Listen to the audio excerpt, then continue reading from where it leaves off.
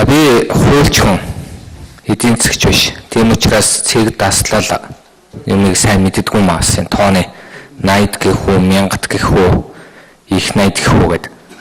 Их хурлын гишүүн болохоор л бүгдээрээ бүхний мэддэг болсон юм шиг хандаж болохгүй хаа. Ялангуяа Монгол банкны энэ асуудал дээр.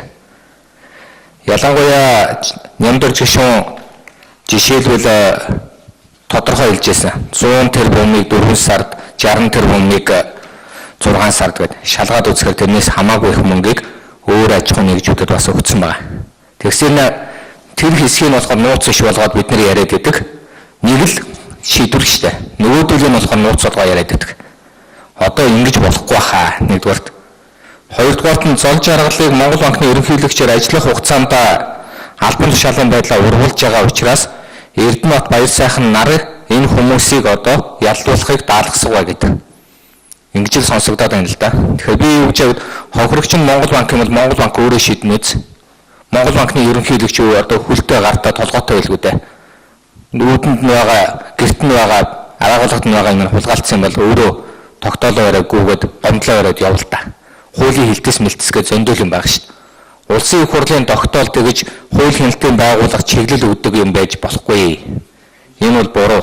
Энэ бол зарчмын хувьд буруу. Цаашдаа юу н одоо юу гэдгийг нэг 10 хүн ажлын хэсэг гэд нэрж орж ирэл дээрээс нь албан байгууллагад одоо үүрэг өглөө чи тэр хүнийг яалал энэ хүнийг шалга тэр хүнийг тогтоолох гэж явдаг ийм байгууллага байж болохгүй. Хуулийн байгууллага хараат ус байна. Тухайн хариуцсан албан тушаалтнууд хараат ус байна. Тэр тусмаа Монгол банк. Тэгэхээр өөрсдөө нэгэ шийднэ үзье гэж бодож байна. Хамгийн гол нь энэ тогтоол дээр их чухал нэг юм байх хэрэгтэй байсан. Хуулийн ямар заалтыг өөрчлөх ёстой вэ гэдэг зүйлээр санал оруулж одоо юу гэдэг хууль санаачлаа гэж ярих хэрэгтэй байгаа юм л та. Нэг хүн давуу эрх өгдөг хуулийн заалт одоо байгаад байгаа байхгүй. Монгол банкны ерөнхийлөгч мөнгөн дээр гаруус зурдагтайгаа адилхан мөнгийг би мэддгээ гэдээ ойлгоцсон. Тийм учраас тэр хүн өнөөдөр юу гэдэг тодорхой зөвлөмж авч байгаа шийдвэр гаргаа явж байгаа.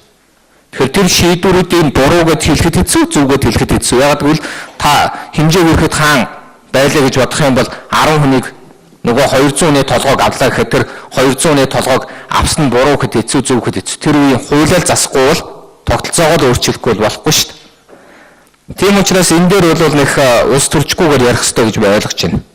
За дээрээс нь өнөөдрөө одоо яг тэр хамгийн чухал нууц гэдэг одоо нууц иш болцсон дөө нямдорж гоо нууц задлсан шүү дээ.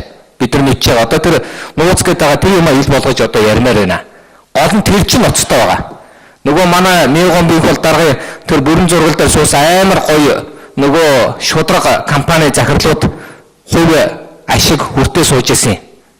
Тэгээ нөгөө нэг юу вэ? Нөгөө газар мөнгөгээр авдаггүй хүмүүс 200 сая жилийн газар авдаггүй тийм шудраг аж ахуйн нэгжүүд маань тэнд сууж байгаа. Тэнд дотор ганцхан аж ахуйн нэг суугаагүйсэн. Худалдаа хөгжлийн банк. Бус нь сууж байсан. Тэгэхээр тэд нар хувь хүртсээ. Би тэгж ойлгож байгаа. Тэр хүмүүсийн одоо яаж хувь хүртсэн, хэдэн төгрөг байсан, ямар одоо хайраар хандсан тэрийг хэлэх хэрэгтэй. Дээрээс нь энэ аж ахуйн нэгжүүдийн одоо сонгон шалгаруулалтыг яаж хийсэн юм бэ гэдгийг би асуугаад байгаа нь энэ чи одоо яг нүггүй хэлэхэд ганцхан энэ жил биш. Ерөөсөө ингээд үеийн үед л ийм байдаг шүү дээ. Монгол банкнаас дэмжлэг авлаа, гадаадын төсөв санхүү авлаа гэд Монголд байгаа бүх аж ахуйн нэгж дэмжлэг авч чаддгүй. Айл нэг намын дэмжлэгтэй бол ордог, авдаг, сонгуулиар нь дэмждэг, тусалдаг. Одоо энэ жишгээ болио л доо.